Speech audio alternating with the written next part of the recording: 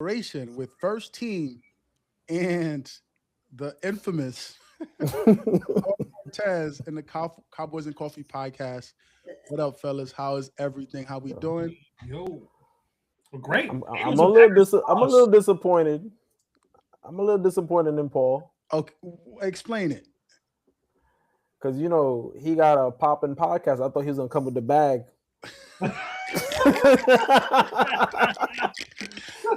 Top 3 episode all time, man. I have the bag literally right there in my office, right here. Yo, This box right here. Got it I hit saved. him, Sean. I said, "Yo, I thought this dude had it on for like the first 3 minutes. He did the whole episode with the bag, yo. Funniest moment in arguably in DR history, bro. I was like, what is Crazy. happening? And I just want to legitimately, say, I was right about this season. So I was Yeah, right. he was. all right, yo. Was that this season or last season? That was Oh, last that was- season. Coming into this season, I said that's it's going to be a right. disaster. Yeah. Oh, okay. All right, let's talk some ball. There's been a lot of going on in the NFL, good, bad, and indifferent. There's been we've had two days of great playoff football, like arguably one of the best. Kobe's trying to pop into the show again. Gene, this is crazy. Every time. Gene, all right, you got to say hi and then you have to go. Kobe. Kobe. Okay. Mamba. Okay. Yo, Daddy that's has to on go. twin. Okay, I'll be right there. All right. That's Kobe's twin. That's Crystal's twin. Oh, you got jokes. We got to find out who. That's little Crystal. So there was a salty Kansas City Chiefs fan that tweeted how the playoffs ain't the same without Mahomes, and I had to tell bro, dog, it's been He's arguably right. like So enjoyable. it's been arguably like the greatest wildcard weekend in recent memory. So with that said, what are like some of the things, if you had to list 5 things that grabbed your attention from these first couple of days with one game left to go with the Steelers and the Texans tonight? What are those things that you would say is the 5 biggest headlines for you? Let me start. I mean, the Eagles, right, are one, and I think we'll talk about them later a little bit. The Eagles' disaster versus a practice squad defense for the 49ers was Give me 5 really minutes. bad, just indicative of everything that happened this year. They win the division because the division is horrible, dog water, but they face a team that isn't even full strength. And even in the game, Kittle goes down, tears his Achilles, and they still can't win. And it really gives us an eye into how much Jalen Hurts had regressed. And we'll get into that more later. We'll talk about that more. What also we noted is that Justin Herbert is the 2020 versions of Andy Dalton. Like, he might look good in the regular season, but guess what? He is 0-3 in the playoffs. He has 2 touchdowns and 4 interceptions in his playoff career. He's 58 of 106, and he has 674 passing yards and 3 playoff losses, including the giant choke we saw a couple years ago against the Jags. I'm sorry. I can't trust him. Everyone's always so beautiful. He throws the perfect ball. He stinks. He stinks. I don't want to hear it. And so that's 2. I think the Jags let the Bills off the hook. They played super soft late. Let the Bills go down the field and win the game. They could have won that game. They got off the run. Those guys, they were running the ball down their throat, and they decided not to run the ball anymore. They could have won the game. I'm going to say Caleb Williams is number 4, can win the Super Bowl this year.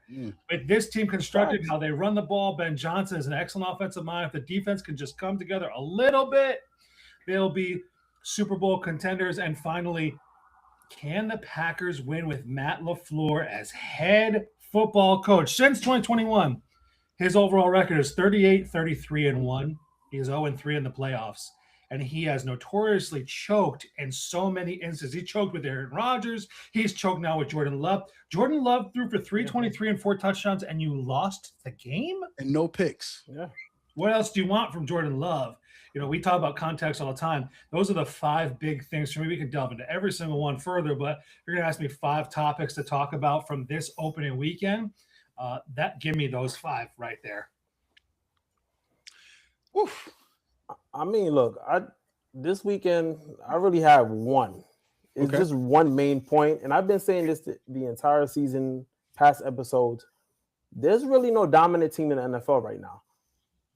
like, would you be shocked if any team who's remaining right now won the Super Bowl? The Pittsburgh Steelers. For No, now, but what I'm saying is like, for but you can even kind of make a case for them. Cause like, let's say hypothetically they get hot, they got a veteran QB. You know, like I wouldn't be completely shocked, but at any given on any given Sunday, any team could be beaten. I'm just watching it. I'm like, yo, the Panthers could have won that game. should have won that. Jags could have won that game. Packers should have won that game. Yeah. You know, so there's really no dominant team in the NFL. And this year is like one of these strange years that happens, every, I don't know, 10, 15 years where you just get this unique team that wins it all because like the playing field was just even. You know, that's my main takeaway. Like, I mean, we all had the Eagles winning, but were you shocked that the 49ers won? No, I wasn't shocked. No, you know, and then he should get some consideration for coach of the year because the job that he did this year with all those players, they lost Bosa in week 2, Fred Warner like week 3. Yeah. Purdy missed like 4 or 5 games, maybe even 6. More. For you to win 11, 12 games and you're making it on to the next round, like you got to give that man his props. Like he knows what he's doing. Bro, Mac Jones was out there starting games for them. He ended up with 13 wins. Against good teams too. They beat the Rams. You know, they beat some good. Matt got some good wins in there with Kyle Shanahan. So a couple things stood out to me. Like I know Paul is not one to mince words when it comes to being controversial. 2 things that stick out to me. The Andy Dalton thing. I understand that. I think it is a good comparison in regards to both were first round picks. I think was Andy first or second. I feel like it was either first or late second. Andy Dalton was early in the second round. Early second, coming out of TCU, right? But he was their franchise quarterback for a good period of time, and he was good in the regular season. He just the playoffs were the the bugaboo. The difference for me is I think just on the surface you would say Justin is clearly, and that's the word they always use with him, more talented. Right, the arm talent and the ability to make all the throws and the throw on the run and all that fancy stuff. So that's the only thing that I think maybe when you think about it, it's like, well, you're pushing back, but not really because the same results apply and they both had really good talents. Andy had AJ and those guys on that team and still couldn't win the playoffs. But Jalen Hurts, the regression part, I saw you nodding, Gene. You guys really think Jalen Hurts has taken a step back this year as a quarterback, and where? Like how specifically? 2 things. One, he doesn't run enough like in seasons past. There was at least 7 or 8 plays in yesterday's game where I'm like, dude, the first down is there. Just run for it. You can literally pick up the first down and extend the game. And second, I don't know who covered the game yesterday. Maybe it was Greg Olsen, but he made a point. He's like, yo, why are you always leaving the pocket when you have a clean pocket, bro? Like he would scramble out to the right, close his passing windows, and throw an incompletion. And then when you watch the replay, you're like, no one's near you. Like literally no one's near you. You're not being rushed. You can actually step into the pocket and step into the throw. So that's why like today when everyone's killing AJ Brown, I know he had bad passes, but just like if he's not in sync with the quarterback, those things are going to happen. And two of the catches that he dropped were hard catches, man. Yeah. The one on the sideline, the guy was grabbing him. The other one was right in the middle of the field. Like it was a bad throw. He could have let him out further. But I get it, with all the arguments on the sideline and everything that's been happening this season, he's going to get his share of the blame. The last one was really bad. Yeah, it was. Yeah, the last one was really bad. Really bad. I mean, it extended the drive. Yeah, that's what I'm saying, right? Yeah. But I think people, because he's been to 2 Super Bowls and he's won one and he was the MVP, they don't want to be as critical as they should be. But like you say, when you watch the tape, bro, you could have made a lot of plays yesterday. Wow. Listen. Okay. You first, Sean. No, go ahead, Paul, because I'm just processing all this because I didn't watch that game and thought it was Jalen's fault. Not to say you guys are saying that is why they lost. Paul, go ahead. Paul got the. I didn't realize the Philadelphia Zoo had a resident alligator with AJ Brown who just couldn't catch the ball. That's crazy. But let me tell you something. I've heard and seen today. Saquon's not the same. The offensive line's not the same. AJ's not the same. They should build me and Jim were talking online earlier. They should build a statue for Kellen Moore of what he did last year. But look at the difference. He does not He does not complete the ball in the deep seams of the field. He can throw outside well. He's very good at that. Sure. But attacking the deep middle of the field, which is where the NFL game is now with the too high shell, keeping everything in front of you. Gene, you nailed it right on the head, I think. He doesn't run nearly as much as he should, or he could. Jalen Hurts is not one of those like sneaky good athletes, right? Like Caleb Williams is a sneaky good athlete. When he gets out, he can run and get the edge and move quickly. Right. Jalen is just a good athlete. He's a top end athlete, one of the top 5 at quarterback in the NFL, top 5 athletes. And there's no reason why he isn't running and attacking the defense more and putting pressure on them with his legs. I don't know if he's trying to prove more, or the offensive coordinator or the head coaching staff is saying, hey, don't run. Just try and push the ball down the field. But it was a sad look for him all year. There were times where they beat up bad teams, don't get me wrong. But I heard excuses all year long. It's all coordinator. Facts. But it looked like the coordinator had simplified the offense, and there had been reports all over social media, different places, that they had simplified it because Jalen didn't want to do anything different. He was comfortable where he was. He didn't want to change, and that it is what it is, and that's what they ran. And that's why the very last play of the game, you have this Mickey Mouse offensive play scheme where they throw the ball in triple coverage. You're like, guys, what are we doing? I think it's Jalen who has stepped back. Let's keep it real. Jalen Hurts does not want to be known as a scrambling quarterback. In his mind, he's like, call Lamar that.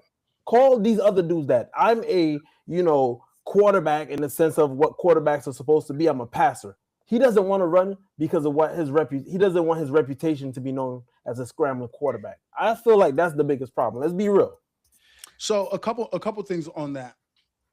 One, I saw something on Twitter earlier where it said Jalen Hurts, like regardless to the lack of running, it was like Jalen Hurts is either not running because one, he's injured, like he's low-key injured or still injured from whatever was bugging him earlier in the year, or he's like you said, he's trying to prove a point to either people or to his OC that, I'm not going to run because you don't want me to run. He's being told not to run, so he's like emphasizing when there's running opportunities, not running, because like you said, Jalen Hurts could have ran all over that field yesterday because they were not defending him in that way. They were defending him to throw, and he fell right into the game plan of Robert Saleh. So that's that. And the other thing is, to the note of Paul saying that they simplified the offense because there's certain things Jalen Hurts couldn't do.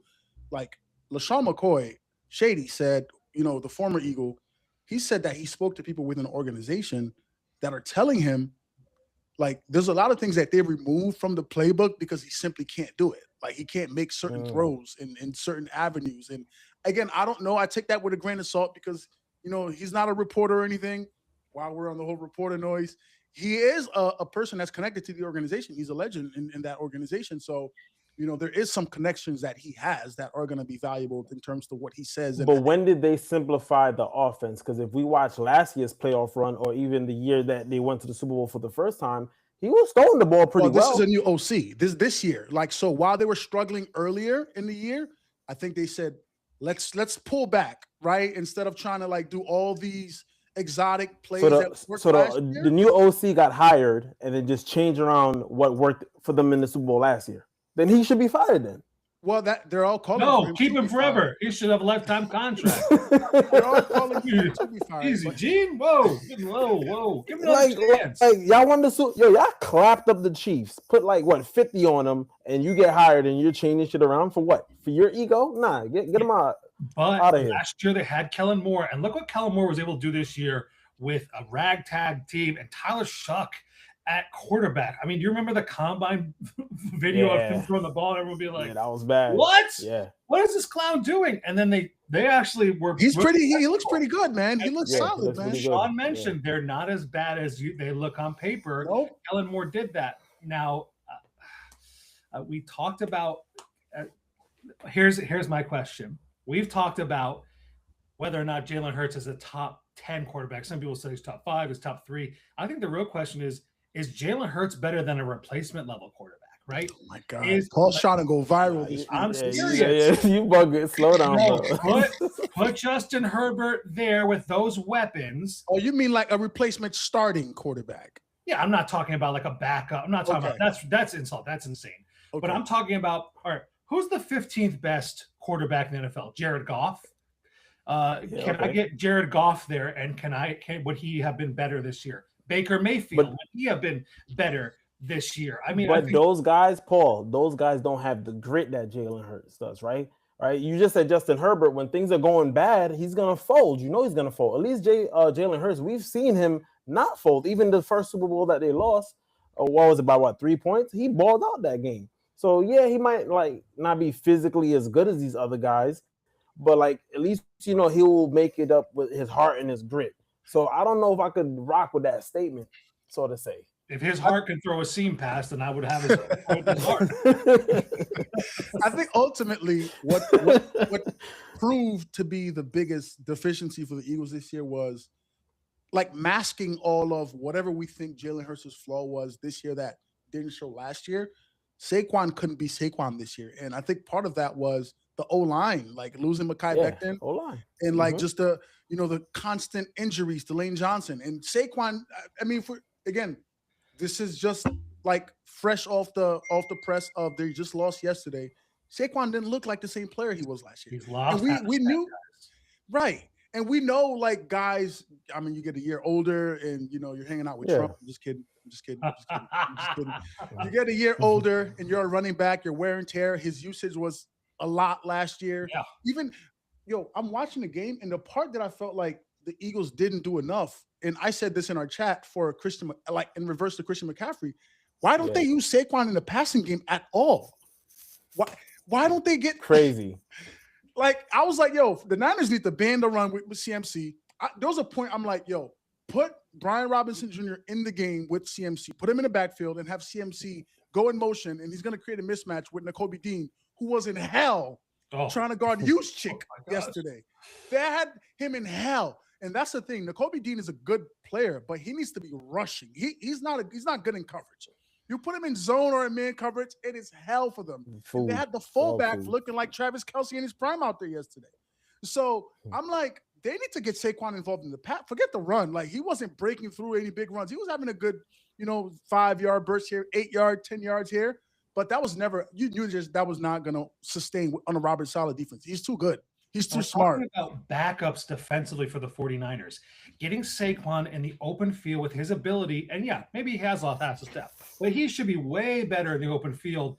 And that's really a specialty, right? It has always been. Right. He has space. He is so difficult to take down. He's big, he's strong, he's quick, he's explosive, right? He's everything you'd package in a running back. Get him out there, get the ball in his hands, give him a little space to move and make something, and they never did it. Never did it. They kept doing the same thing over and over again, and Saleh just kept being like, come on, they scored 92 points against backups yesterday. Yeah. That's embarrassing. When I knew the Saleh was in his bag and that he had figured out what the Eagles were doing was especially late in the fourth quarter when Philly's driving and Saleh refuses, just the Niners in general, they refuse to call a timeout. I'm like, they're not going to try this because it looked like Philly was going to score. I mean, I'm in the chat saying, I think Philly about to do this. Like, they're at the 20-yard line. There's 1 minute and 10 seconds left. San Fran has all 3 timeouts. I'm like, they're not going to call a timeout to save some kind of time. And Saleh, he looked over there. He looked like they're not. It's like it reminded me of the Bears game when the Bears are driving late a couple weeks ago in San Francisco, and they had the goal line. So I'm like, they just look like, they're going to march down, but they're not getting in this end zone, bro. They're not scoring. Yeah. They're not. They need 6. A field goal doesn't help them. They're not getting 6. And they, well and behold, 4th down. I'm like, there's no way he's throwing that to Goddard. I'm like, this is right off strip. I'm like, there's no way he's throwing that to Goddard. And he threw it into triple coverage, and it was, it was tipped away, and that was game. So it'll be interesting to see, if Philly makes a move. Like, everyone's calling for Sirianni and Patullo. Like I told Gene last time, same thing with Harbaugh. If they're something needs to happen within the next 24 hours if they are gonna move on from Sirianni, because the options now, you want to have as many options. If it's not Harbaugh, then it's Stefanski or someone else that comes in with an offensive mind, because they do need that. They're going to keep Jalen Hurts. And I heard some Philly people on the radio talking about Jalen Hurts is not a foregone conclusion. I'm like, come on, man. They said they're going to reevaluate. They're going to evaluate everything. Sirianni has a track record. I don't think he gets fired, man. I think they just need better. Yeah, they just need better coordinators, man. Like the man has been to 2 Super Bowls in 4 years, man. Like I don't think he's getting the axe. Yeah, I mean, I think they move in a different direction offensively. I think they do move in a different coordinator, which people are going to use to defend Jalen Hurts, another offensive coordinator. Like, guys. Oh, my God. I just thought about that. Like, these guys learn playbooks like it's their job. Like, it's not like me and you, like, you pick up a playbook and it's Latin for what you're studying, right? Like, this is their job. This is what they do. So they definitely have to bring in someone else to call that offense. Right. There's a lot of different options. I don't think they move on from the two Harbaugh. I don't think they move on from Sirianni. I think he gets another shot.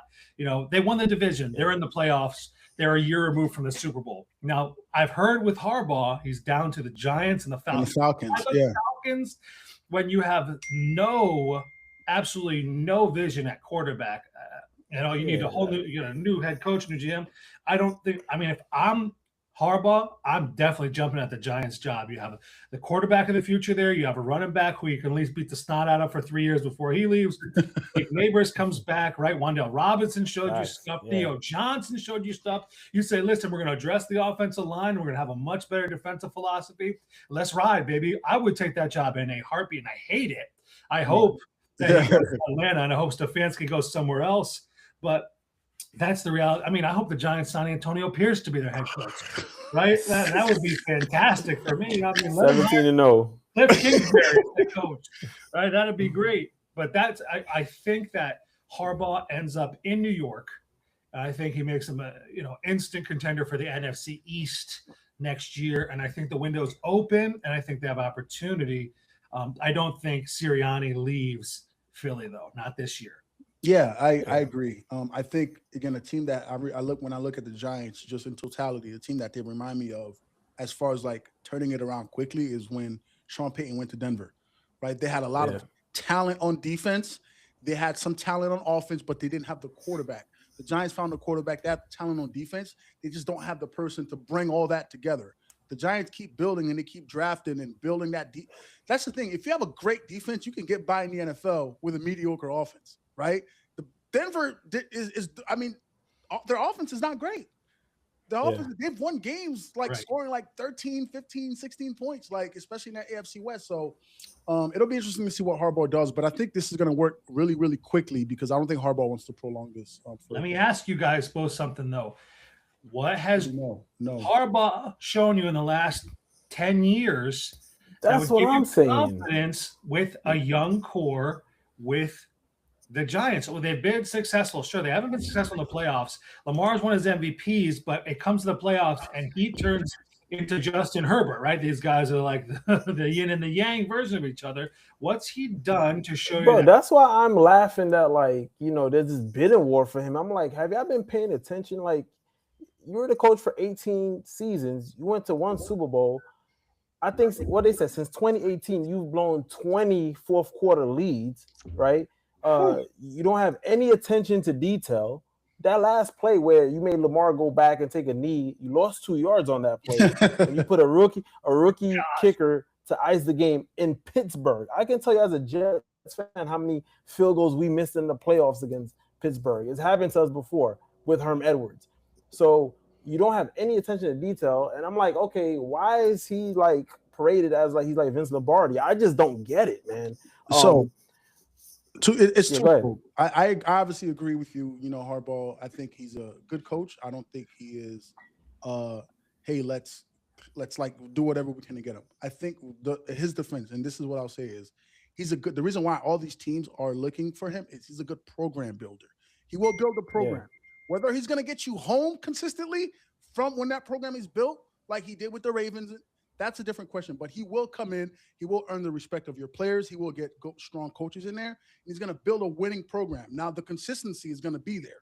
Now, whether that can be, is it going to take somebody else to get you over the top once he builds that consistency? Or can he do it like he did in the early years, with the Baltimore Ravens? That's a whole different story. But he has some of the greatest leaders on that Baltimore team, right? Yeah. Like with the Ed Reeds and the Ray Lewis. That's part of building the program. That's part of building. He inherited those guys. He didn't. That's what I'm saying, dude. He was going to get fired and they didn't know what they had in Lamar Jackson. All the reports say that. Like, Ravens were ready to let go of him, and then all of a sudden this kid Lamar comes, and then they start winning again. Like, he was getting the axe. So add in the fact that no coach has ever won the Super Bowl with two different teams. He's already won the Super Bowl with the Ravens. And who's he bringing as offensive coordinator? You bringing in Art Monken again for this? I mean, Art Monken should be in jail. Art Monken should never call. I wouldn't let him call a play on Madden 95. Forget in real life with that. Todd is pretty terrible. Todd is outdated. He needs to go. Dude, the fact that he let his brother, which I didn't even recognize, I didn't realize that Roman, what's his name? It was the offensive coordinator for the Chargers. Roman. Come on, bro. You set your brother up for failure, man, because he ain't do nothing with the Ravens. And you let him go to the Chargers. You didn't give your brother like some solid advice, and they put up 3 points last night? Come on, man. No way. Yeah, asking for it with that dude. So with moving to the teams that are going to be playing this weekend or next weekend, I should say, what team should be on the more upset alert in regards to matchups or just right time, right place, right team, things of that nature? I'm going to start and say, I think the Texans beat the Steelers tonight, and then they face the Patriots. And beat them? Show me a lot, but I'm actually going to say 49ers Seahawks. In 2 games, the 49ers division opponent, right? We've all seen that on our end, facing a division opponent. 2 games, they're 1-1 against each other. The 49ers won week 1 17-13. And the Seahawks won the last game of the regular season 13-3. They're not far off a couple plays either way. Fred Warner said he's really trying to get back this week to play in the game. This week? Huge. He said he's getting ready to play a divisional round. We'll see if that comes out. I know it's only Monday, but, if he gets back, this team could get right. And I want to add one more stat onto the Jalen Hurts thing. Juwan Jennings had more passes over 90 yards yesterday than him. Which is bonkers. Pitiful, the 49ers there because their coach, he knows how to win the NFC and he knows how to put his team in contention. Yo, I'm going to go with the Broncos, man. They're the number 1 seed, but going back to Sean's point, that offense is horrible. And you're seeing, like last night, them dudes put up 3 points. If Denver don't go out there and put up 28, 33, 35 points, I think it's gonna be a bad weekend for them, man. I'm not sold on that offense at all. That mystique of playing in the Mile High and the Arab Daristan, that was in the 90s and early 2000s, bro. Nobody's scared of that. The same way people ain't scared of playing in Lambeau nowadays. So I think they're in trouble. Who do they end up playing? Is it Josh Bills? Allen? They get Josh Allen. Oh yeah, it's over, man. But that defense is really, really special, though. They are really, really like that. So I mean. But I wouldn't be surprised. But they're going to be on the field the entire game. It's going to be a 13-9 game on. It's going to be that. It literally is going to be that kind of a game. Like that's going to be a grind out game, and it might come down to a game winner drive again. It might come down to that because, I think this is actually a bad matchup for the Bills because the Broncos run the football. They run the football well, and the Bills do not stop the run at all. In fact, the Jags, literally, their guys. The Bills have the worst run defense, especially with Bo Nix being but Paul, so heavily used. That's what I'm saying. As well. If you need 5 plays, clinching plays from Bo Nix, does he give that to you though? That's a great question, and I wouldn't bet on it. If I was a betting man, I wouldn't put money on it. I would not. I'd pick the Bills this weekend. I'd put the Bills. And based off what we saw this past weekend, these QBs will have to make those plays. Look at the Rams. Stafford made the plays that he had to. Jalen Hurts didn't. And you saw the results. So I gotta see if Bo Nix could put 4 or 5 plays together to extend a drive or to lead them down the field. And I'm not seeing it, man. You know what's interesting? They played last year, I believe, in the playoffs in the first round. And, so Bo Nix, that was his first playoff experience against Buffalo. In Buffalo, obviously. He played pretty well, like fairly well. It wasn't like it was a close game. And 1 year into this, he played fairly well early, I should say. I don't remember how the rest of that game. I know Buffalo did, get out of that game with a W, obviously. But I think Bo Nix has proven actually he's kind of clutch, man. This is playoff time. It's a whole different beast. I guess we'll see. But I can't believe nobody, especially Gene, your MVP. I can't believe you're not seeing Rams beating the Bears. And said your MVP. Yeah, I can't believe you're not saying that. Like, you don't think the Rams could go into, Soldier Field and get a W? Is that an upset though? They have better. That's what I'm saying. Like, I don't think that's a. Yeah, I don't think that's really an upset because what are we talking about? No, they're a 2 seed because they won. I mean, but like the Rams was like really a 1 seed that like blew a few games. I'm just saying that Denver's a clear-cut 1 seed, right? They had the bye week, and I don't think that they're gonna match up well with Buffalo at all, bro. Like, I don't think so that makes it not an upset. If that's what I'm saying. No, but a lot of people have. I mean, a lot of people are picking Broncos though.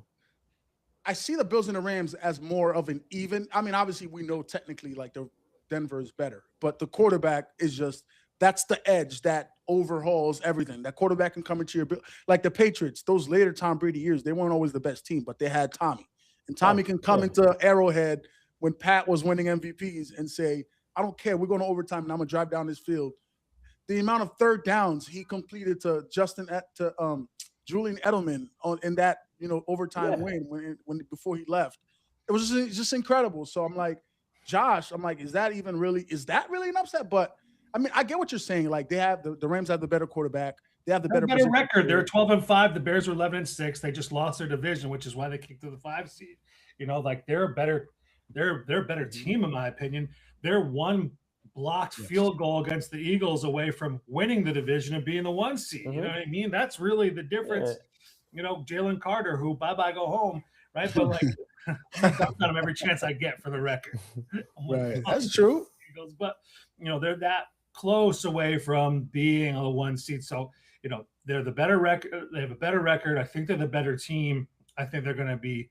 I think it'll be a shootout again. Actually, on the podcast, Cowboys and Coffee podcast this week, I picked the Cowboys. I picked the Cowboys to lose again. I picked the Bears to win 30-28. They ended up winning 31-27. So that fourth quarter, I feel like it's going to be a shootout, man. Be throwing the ball around. We'll see if Caleb Williams can step up, but I think Ben Johnson puts him in a position to succeed, and the easiest way to do that is because he's running the ball and the offensive line has been stable. When Caleb starts to run backwards and do that stupid stuff where he's just running straight back and trying to do the whole game, it's a wrap. Listen, only thing I will say about this game, though, don't fall behind 21-zip against Rams because they can put the points up. Right. You feel me? So, like, if Chicago has a chance, then come out early and start scoring. But you go down 21-zip. They're going to go down. They're notorious for going down. That's what they do. This is what they do. Because, like, the Rams could put points up. You feel me? So, right. And we know they will. I think that might be the best game. You think that's going to be the best game? I think, yeah. Yeah, right. I got to see what happens with the Steelers and Texans tonight because I think Texans and Patriots is going to be a war. Because both defenses are tough. Yeah. I know the 49ers don't have the depth, but I still think 49ers Seahawks, because of their familiarity, is going to be, it might not be a high scoring game, but it's going to be difficult. And I know Sam Darnold won the last week of the season to get the 1 seed. He still has to show up in the playoffs, which he's never done before. I don't trust. He has to show up. And Robert Saleh is in his groove, right? He's in like Olympic Kobe levels right now. Yeah.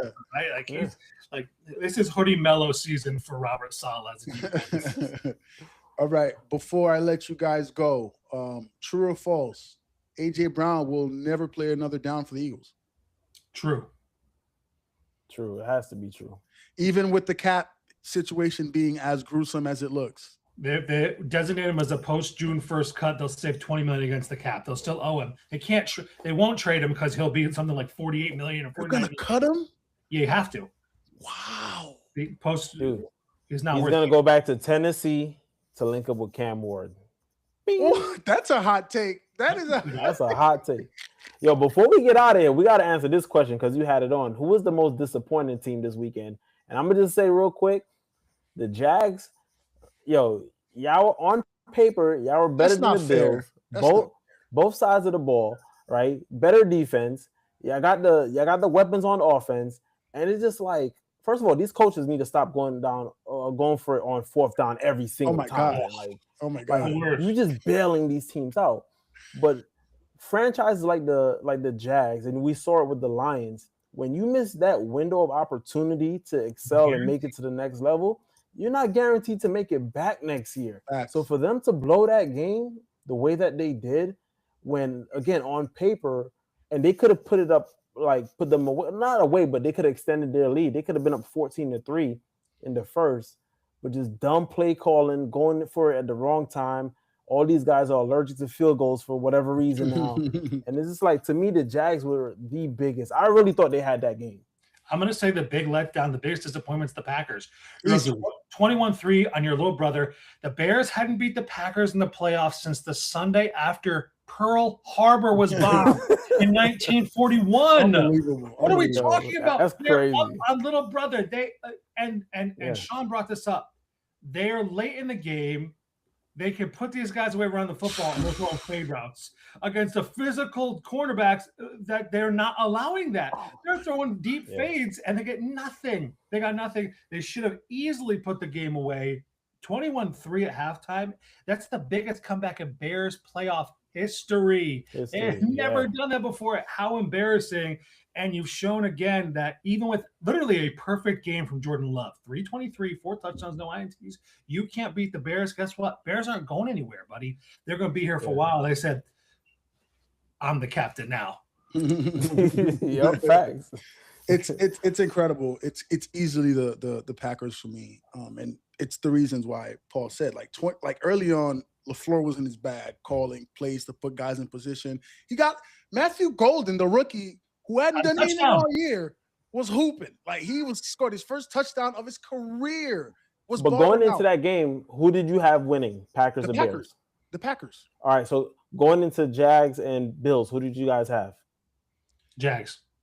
That's what I'm saying. I had Bills. You had Bills? Because of Josh Allen. But I'm again, just saying, it was like, one of those 50-50 for me. Like, but I was like, if it comes down to it, I trust Josh. But you know what though? Everyone was saying, no question he was going to score. No doubt he was. Bro, in the last 5-6 season, this is by far the worst Bills team. Yeah, they got deficiencies all over the field, and I'm like, the defense. Y'all secondary suck. Y'all don't get to the quarterback. Right. You know, your running back is good. Wide receivers, we don't know if they're gonna show up or not. Oh, Jags, y'all got this. Like, just don't F it up. Like, y'all really got this. And to see that they did the Eggman, I was like, wow, man, I can't believe it, man. Yeah, that going for it early after Trevor, you know, when they got down there and when Trevor tried to run. I also thought they tried to run Trevor too much. They tried to, they overkilled it. Like, he's one of those sneaky good athletes. He's good, but like when he does it, it's like, oh, shoot, that boy flying. Their running backs had 10 carries for 100 yards. Yeah, and I don't give it to them. They stopped running the ball. And they were using him effectively in the pass game too, leaking him out on he scored on one of those leak outs, you know, out the backfield. So I just think, again, it was inexperience for Liam Cohen, and he got comforted and people got pissed, but it is what it is. I think it's going to make him better. I do like Liam Cohen a lot in the direction that Jaguars see. I think they're gonna. You know, it was a bad loss when the black auntie had to console you after. Bro, I was saying this earlier. If she had come and said that to me and said, "Call me sugar or honey" at the end, I'd be like, "Okay." I'm crying. Yeah. I would have been crying. He was holding it back. He was like, "Don't cry, bro. Don't cry, man. Hold it down." Do that. No, he. That's what I'm saying. He needed that. That brother's eyes was red. Cole was like crying. Man. And I saw her talk about it on the news. She was like, she wasn't even going to go to do the presser. She already talked to the players, and the players were like, yo, you need to go do the presser. I think the players, like, a lot of this is going to come out. The players were like, yo, our coach might need a word, because she was talking to them, and they were like, you need to talk to our coach because he's taking it really bad. And she walks in there, she said he went in there, and like he was like sniffling, and his eyes were like watery, like, and like he was so like distressed that he didn't have like words outside of yes, ma'am, thank you, ma'am, like, I appreciate it. Like, he needed that. And that's, again, like, instead of like, everyone thinks it's always about trying to get a story. Bro, we're not reading your article, dog. Like, sometimes these authentic moments need to happen in newsrooms, and that's okay. Right? I haven't done that, but I understand why she did it. Like, it's completely, she's human. And he was human. It was a human moment. Move on. It's not that serious, though. Before we log off, who wins tonight? Steelers? Steelers or Texans? Texans. All right, I want to say the Texans, but I'm calling upset tonight because I don't know why. I just feel an upset because the Texans have an excellent defense, but their offense has not impressed me this year. And if the Steelers can just do enough, I think their defense can keep them in the game too. Late in the game, do I trust Aaron Rodgers more or do I trust CJ Stroud? And certainly this is not prime Aaron Rodgers. This is ayahuasca Aaron Rodgers at this point, right? But I'm just gonna pick the upset, and I'm gonna say the Steelers. To be honest with you, I think the Texans are a better team. I think the defense could shut them out, absolutely. But I'm going through something crazy this weekend. I'm riding the hot hand. Give me the Steelers by 5, baby. Listen, man, that old man doesn't want to run and he don't want to get hit, and that defense hits, so they're gonna shake him to his core, man. Yeah, I think it's gonna be really a long night for Aaron Rodgers. I don't think they're gonna blow him out. It's gonna be a gritty game, close game. You know, neither offense is explosive. It's just gonna be one of those games where Aaron Rodgers is gonna throw a couple picks, I think, late, and he's gonna get sacked like 6 times. Like it's gonna be physical out there. You know, Eric Stingley is gonna shut down wide receiver 1, but joke's on him. They don't have wide receiver. Exactly. So who is he shutting down? He doesn't have to. That just means he doesn't have to shadow anybody. He can just play his side and free roam, lock that down and let anybody else. You know, you guys go ahead and blitz. We'll be back here just covering. We'll I'm be calling the clicking upset. everybody Steelers tonight. Steelers tonight. I'm calling the upset. Okay, I got the Texans, but we'll see how that goes. And we gotta do this again, man. This was fun. Having Paul on the show was fun. Man. Paul's about to be viral with a couple of things he said. You gotta make a reel of Paul's funniest jokes this podcast. I have to. Yeah, he has some good one-liners, bro. Oh my God, I'm about to go he down. Has some good one-liners, man. Send that Eberflus to Siberia now. Wow, that's get him out of here. Yeah, bro. One last thing, Paul. We're logging out. We have 30 seconds. Who is the next DC of the Cowboys? Jim Leonard, the defensive passing game coordinator for the Broncos. That's the guy. They're looking for a teaching head, a defensive coordinator. He's the guy, fits the bill that what Schottenheimer's looking for. Get Jerry out of making these decisions. That's who Schotty wants. They can't hire him until the Broncos lose. So go Bills this week and get your defensive coordinator in town. Real quick, my sources actually told me it's going to be Aaron Glenn.